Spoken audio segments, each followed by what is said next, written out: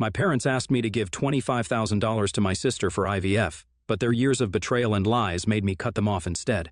I, 29, female, have an older sister named Schwell, 30 female, who's a big loser in her life. Yet my parents have always favored her like she's their only child. Our entire life, Schwell has been resentful of my existence since she sort of made it up in her head that I was always trying to steal her spotlight. So, she made it her life mission to step on everything I ever enjoyed doing. Our rivalry was not in a normal sibling way. Let me explain. In essence, whenever I delved into mastering a new skill, she felt the need to follow suit. If I learned archery, you could bet that Schwell would show up at school with a bow and arrows, saying how she was interested in archery as well. Whenever I wrote in my diary about having a crush on a guy, she would miraculously start talking to the very same guy the next day and act all flirty with him. If I tried to lose weight by adopting a healthier lifestyle, Schwell would immediately jump on the bandwagon, attempting the same diet and exercise routine. It became a pattern, my personal choices mirrored in her actions. It wasn't just about hobbies and habits, it extended to friendships and social circles. If I befriended someone, Schwell would attempt to integrate herself into the same group, sometimes even going to great lengths to overshadow my presence. The incessant copying began to take a toll on my individuality and sense of self. Despite my frustration, voicing my concerns to my parents proved futile. They would respond by saying things like, "Sisters imitate each other," and it was deemed inappropriate to try to control or gatekeep her interests. It seemed like my parents liked the fact that we were both always competing and kept each other on our toes. But what they failed to understand was that I was struggling to have something just for myself. Although Schwell would consistently keep a close eye on my activities, always trying to one-up me, in reality, this wasn't what I wanted. I didn't want to compete with her, I just wanted to do my own thing in peace. But Schwell would show up, trying to compete with me and unnecessarily create this drama. There was also more praise that followed Schwell ultimately, even if I was the one who had been more interested in the activity. I remember my parents would miss work to attend her recitals, yet they would forget about mine. It's like they thought the world would stop if they missed her important moments, but when it came to mine, it suddenly didn't matter so much. Hence, as you can understand, Schwell reveled in this spotlight. She would take every chance to taunt me about how much our parents loved her more. She would make negative comments towards me under her breath whenever we were around our parents. If I reacted in any way, she would pretend that she had no idea what instigated me. Whenever our parents weren't around, she was a bit more callous and told me how I should just kill myself since no one would bother looking for my body or miss me when I was gone. She would tell me that I should stop trying because I would always come second to her in everything in life. Her antics didn't just stop there. She has physically bullied me in our school 4 to 5 times by either purposefully tripping me in front of everyone or hitting me and justifying how it was just a dare by her friends. When my teachers found out, they immediately called on my parents to complain and threatened Schwell with suspension. My parents would tell the administration that this was a family matter and they would handle it at home. But at home, Schwell would pretend like I had done something to instigate her, which is why she had behaved that way with me. She was never once reprimanded by either parent, and if our parents ever questioned her, she would start crying, saying how I was making up everything because I was jealous of her. My friends started calling Schwell out for her abusive behavior towards me, and this is when Schwell started spreading rumors about me. She would show up to school with bruises around her thighs or a cut on her forearm, saying how I was doing those things to her when our parents were not around. Because I was an introvert and didn't like talking about my business with others, it was difficult for me to fight back against her malicious rumors. Schwell would talk to every friend I ever talked with, or the guy I liked, to make them believe her lies. As you can imagine, my high school life was hell, and it continued to be hell even after Schwell graduated high school before me. Because she took a gap year as she wasn't getting admission to any university due to her low grades. When it came time for me to go to college, I got a scholarship so my parents didn't have to spend a single dime for me. This is when I found out my parents were talking to Schwell about how they had saved college funds for both of us, but because I didn't need them anymore, they were happy to spend both of our college funds on her. They told her that she was free to study anything that she wanted. I was furious to hear this, but when I confronted them about it, they told me that it was their money and they wished to help out Schwell since she needed it more than me. I tried to reason with them, saying how they could save my college fund and gift it to me for my business or my marriage, but my parents scoffed, saying that I should learn to take care of myself because they were tired of babying me.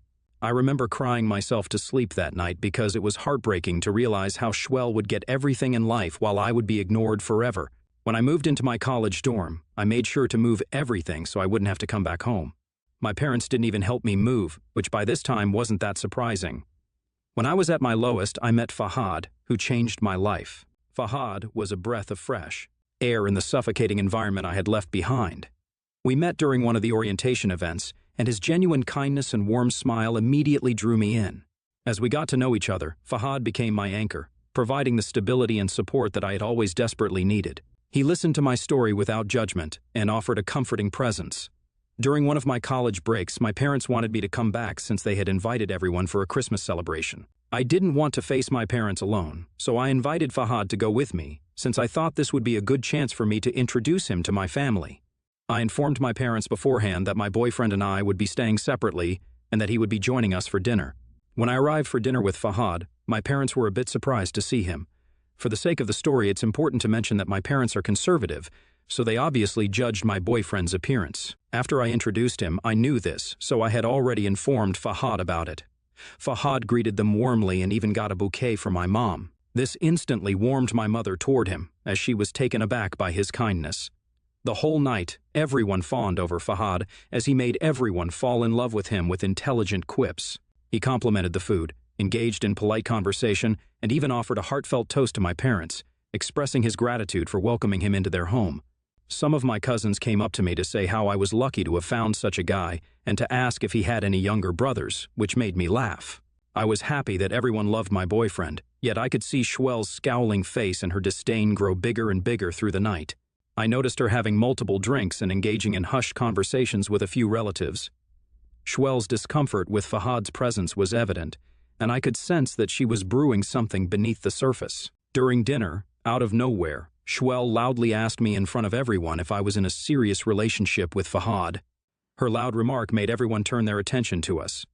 I nodded my head and, without hesitation, took Fahad's hand and told her that we were, in fact, quite serious. Schwell smirked and insinuated that maybe I needed to settle down with someone who was more aligned with our family's tradition and not an outsider. Her blatant racism was shocking. Some of the guests were taken aback by her bold entitlement. Schwell slightly went on to say how I needed to think about our cultural differences and that, as a member of this family, I should find someone more aligned with our values. I was so pissed hearing this and was about to give her a piece of my mind when Fahad, unfazed by her comments, smiled and informed her that he was as much of an American as everyone else since he was born in this country.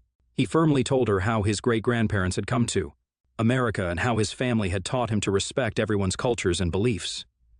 I felt insulted by how Fahad had to explain his stance to my family, but seeing how calm he was in handling Schwell's negative comments made me even more sure that he was the right partner for me. As you can imagine, after this awkward conversation, people didn't have a good impression of Schwell, and they didn't appreciate how she had called my boyfriend out in front of everyone else. The rest of the night, Schwell spent alone, drinking from her glass and fuming. After we left back for college, I sent a long message to Schwell saying how I was ashamed of having her as a sister, and that I hoped she would stay away from my life since I never wanted to acknowledge that I was related to her. She sent back a short message saying, "Same here." Since that day, I have had no contact with her at all. Fahad and I went on to graduate college and both have successful careers. Currently, 3 years ago, we got married. I had invited my parents, but not Schwell. No matter how much my mother tried to convince me otherwise, I had decided to have an extravagant wedding. My parents seemed surprised at how nice everything was. My mom looked amazed, and my dad, who usually doesn't talk much, was quiet during the celebration. My parents met Fahad's family and friends. They realized Fahad's family had a lot of money, and the wedding showed it. The difference in wealth between Fahad's family and mine was clear. After the wedding, my parents talked to me. They were surprised by how much money was spent, and Fahad's family's wealth. My mom asked about our finances, and I explained that Fahad and I could afford a nice wedding because we had built a good life together. I reassured them that even though Fahad's family was rich, our marriage was not just about money since I earned quite well too. In retrospect, I can see how this was a big mistake to mention to my parents about our finances. 2 years ago, my parents reached out to me saying they needed my help. They explained that since my dad was retired and they didn't have any savings left, as they had used up everything for renovating their house recently, they wanted me to help them out financially. I was taken aback by their asking since this was unusual of them, but I also have to admit, being the black sheep of the family, it felt good to be needed. They continued to tell me how they would be happy if they could receive $3,000 every month, which would help them pay for various bills around the house and also help pay for their medical expenses as they were getting older. At that time, I had a good job and Fahad and I were doing well financially. We didn't have children, and I was earning a good salary. At that moment, I didn't think much and agreed to help my parents. Like a fool, I felt a sense of responsibility and wanted to support my parents, thinking that they genuinely needed my help. So I started sending them the money. Every month. When Fahad found out about it, he was confused, saying that $3,000 was a big amount for my parents to need every month. But we wanted to be supportive. It became a routine, and I never asked them what they spent the money on. During this time, my relationship with my parents improved considerably. I don't know if they were pretending just to be nice to my face since they wanted me to send them my money, but I thought we were really bonding. I started thinking about how I could forgive them for all their past actions, and we could finally move forward to a better future as a family. 2 weeks ago, out of nowhere, my parents called me multiple times in the middle of my workday. They knew how busy I would be at work, so seeing their multiple missed calls, I thought it was an emergency. I immediately called them back. My dad asked me to come over, saying they needed to talk to me, and I agreed. That evening, when I arrived at my parents' house, tired after work, they seemed quite anxious. I asked them if something was wrong, and they started the conversation by saying how thankful they were for the financial support that they had been receiving from me. I nodded, looking at them, confused. Then my mom began to share some news. She explained that Shwell, who had gotten married 2 years ago, had been facing infertility issues for a very long time. The couple had been struggling a lot, but after a while she had finally gotten pregnant. Unfortunately, it ended in a miscarriage, leaving Shwell traumatized. I sat there stunned, since this was all news to me. I had no idea that she was even married to begin with, let alone that she was trying for children. My parents went on to say that Shwell was now considering in vitro fertilization IVF to increase her chances of having a child. However, the procedure was expensive, and they needed $25,000 for it. They looked at me with hopeful eyes and told me that, as her sister, it should be my duty to help her out. They continued to say how this was the least I could do for Shwell since she was family, and family needs to help each other out. I listened attentively, but when they made the request, I was floored. I couldn't fathom how I was responsible for covering such a significant expense, especially given the complicated history between Shwell and me. I reminded them that Shwell and I were never siblings to begin with, as she had bullied me all my life, and there was absolutely no way that I could give her such a significant amount as a gift. This response didn't sit well with my parents. They started insisting that, as Shwell's sister, it was my duty to help her become a mother. They argued that since I didn't have children of my own, the least I could do was contribute to bringing a grandbaby into the family. As a compromise, I calmly explained that I sympathized with the situation, but I was not going to give her any money as a gift. I added that if she wanted the money, I would be willing to give her $25,000 as a loan, only after she agreed to sign a legally binding contract, which would explicitly state that she would have to pay me back or I could take her to court over it. My parents started yelling when they heard this. They told me that it was offensive for me to even suggest such an idea since I had so much money just lying around. My mom told me that I should not be selfish and that my sister needed this money more than me.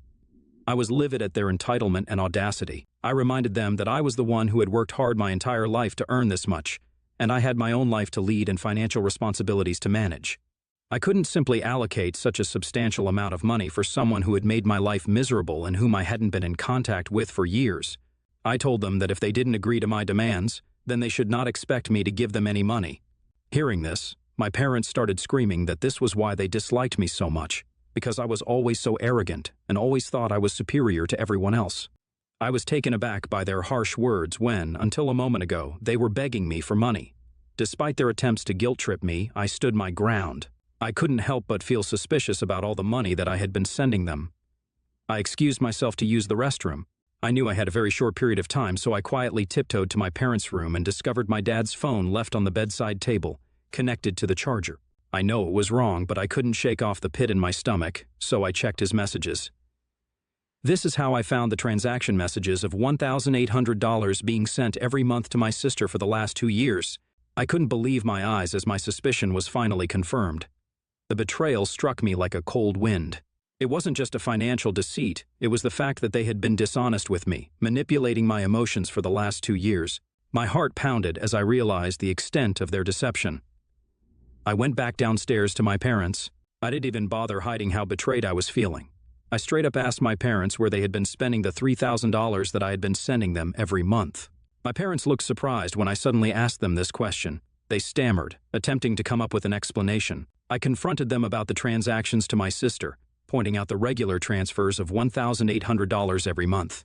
Their faces turned pale, and for a moment, they were lost for words. In that tense silence, the truth unraveled. My parents admitted to diverting a significant portion of the money I had been sending for the past 2 years to Shwell. They justified it by claiming that Schwell needed the money, and as parents, they couldn't watch her suffer. I looked at them, furious, hearing their pathetic excuse, and asked them, "Then what about me? You didn't feel bad about taking the money from me for the last 2 years while lying to me?" They started to say how Schwell and her husband both had low-paying jobs, but seeing as how I had such an extravagant wedding and a good-paying job to depend on, they thought taking this money from me wouldn't harm me. They continued to say that this was originally Schwell's idea, and they had gone along with it since they thought they were only trying to do what was best for their children. Fueled by a mix of anger and disappointment, I decided I had endured enough. I declared that I would no longer be sending them any money and that I was cutting off all financial ties. My parents, desperate and angry, immediately started to tell me that I just couldn't do that and that I should not abandon my family when they needed my help. I scoffed at them and walked out. Walking away from their home that day, I felt a mix of emotions, anger, sadness, and a profound sense of liberation. As I am writing this, I continue to receive calls from my parents begging me not to do this to them and promising not to send Schwell any more money. If I permanently cut off my parents after how they have betrayed me. Update 1. Thanks for all the wonderful and helpful comments. I won't lie, familial pressure and guilt were getting to me a little because I realized how fortunate I have been to have met such a wonderful husband like Fahad. I feel very emotional knowing that, finally, my childhood stories are being believed. It's been hard for me to talk about, as many believe I'm being disingenuous or overdramatic. So really, thank you all from the bottom of my heart. I have talked to Fahad about everything, and he's extremely disappointed with how my parents have tried to fool me and take money from me for the last 2 years. We have discussed that this is not going to happen again, even if my parents are on their deathbed. Meanwhile, the calls and messages from my parents persist. They alternate between pleading, expressing remorse, and attempting to guilt-trip me into reconsidering my decision. Despite their efforts, I remain resolute in my decision of no contact. Update 2. So, it's been 2 weeks since I last updated. This past weekend, Schwell decided to reach out to me, which was very unexpected since I had no idea she even had my number after all these years. Instead of being even a bit remorseful, she sent me a lengthy message accusing me of being entitled and childish. She expressed how she had hated me all her life, calling me a gold digger who married Fahad just for money. She insisted that I had no right to have so much money just for myself and that, as my family, they had every right to it. In her message, she even wished that she had bullied me more during our childhood so that I would never forget what she was capable of. Reading her words made me feel sick and I started to cry. All my past trauma was resurfacing. I showed the message to Fahad, who was furious. Fahad told me that he had had enough and decided to take matters into his own hands.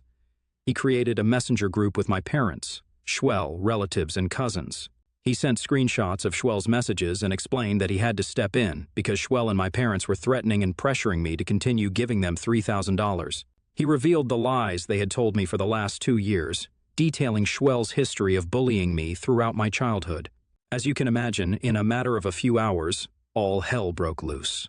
We received immediate responses from relatives expressing disbelief at how low my parents could stoop to try to take advantage of me. Everyone was shocked at how shameless Schwell was for her actions.